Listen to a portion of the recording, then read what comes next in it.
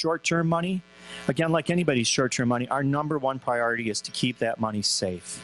So we do have a team of investment folks who work on that portfolio. And lately, the balances in that portfolio on any given day are upwards of over $8 billion that we're managing for the city. Now, again, like I said, that's not any of the long-term money. The city's retirement fund money is in a whole different fund and managed by a different part of the city. Our money is primarily in the safest investments any one of us can think of, which primarily means like U.S. Treasuries or other federally guaranteed investments. I'm sure a few of you have taken a look at what kind of interest rate those are paying these days. So we're not exactly getting rich on those, but I can promise that all those billions of dollars of money are safe. And that's what we're doing to continue to ensure that we're making the city's money safe. Lynn also mentioned that we've done a number of other programs to help low-income folks in the city. And the reason we're doing that is because we have a lot of folks in our office who know a lot about how to handle money. That's what we do for the city. And we wanted to share some of that know-how with low-income folks who might be challenged, people living close to the edge, paycheck to paycheck, as Lynn said. We want to make sure everybody's finding a way to avoid how to get ripped off. One of the first programs we launched in partnership actually with majority of the banks and credit unions in town was to reach out to folks who didn't have a bank account. I'm sure it's hard for any of us in this room to imagine living without a bank account, but thousands and thousands of people in our city do. And for a variety of reasons, they don't understand how they work, they don't know if they're available to them. But the reality is, if you don't have a bank account, every time that person gets paid, they have nowhere to go but one of these rip-off check casher locations.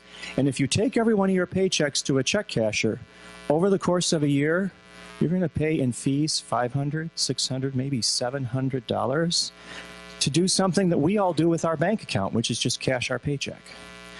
We reached out, created the Bank on San Francisco program, and to date, more than 70,000 folks have moved from being unbanked to banked in San Francisco over a 10-year period.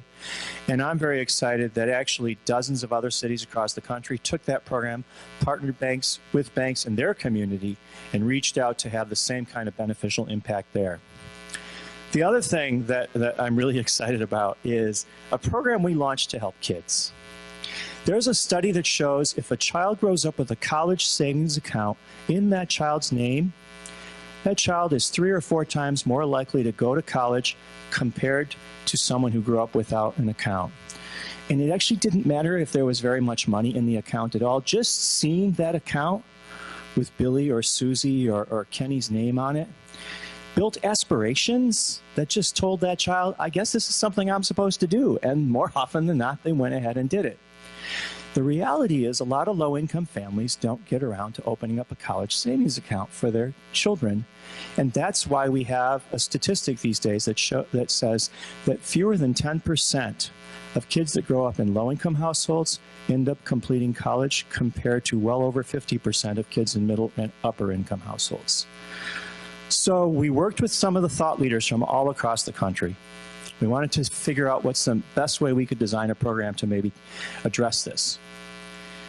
And 5 years ago, we started a program in partnership with the San Francisco Public Schools. Every year in San Francisco, 4,500 kids, 4,500 kids start kindergarten.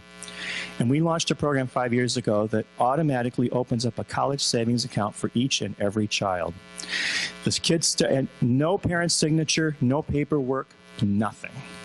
The child starts kindergarten, and a few weeks later, we send a letter in the mail, welcome to your child's college savings account. Here's your account card, here's your account ID number, here's how you can make deposits, a number of different ways you can make deposits. We partnered with a bank in town.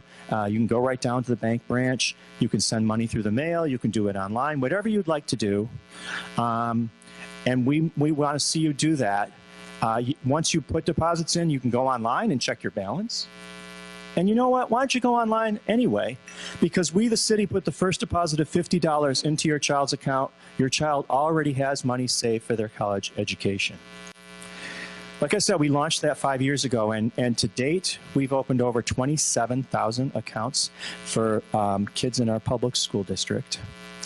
And we offer some incentives. We offer some incentives to the families that do save. We say, if you save, we'll match some of your savings to try and motivate you to save. I'm excited to say that now, 5 years later, the families that are participating in our accounts have saved nearly $2.5 million of their own money for their children's college educations, and these are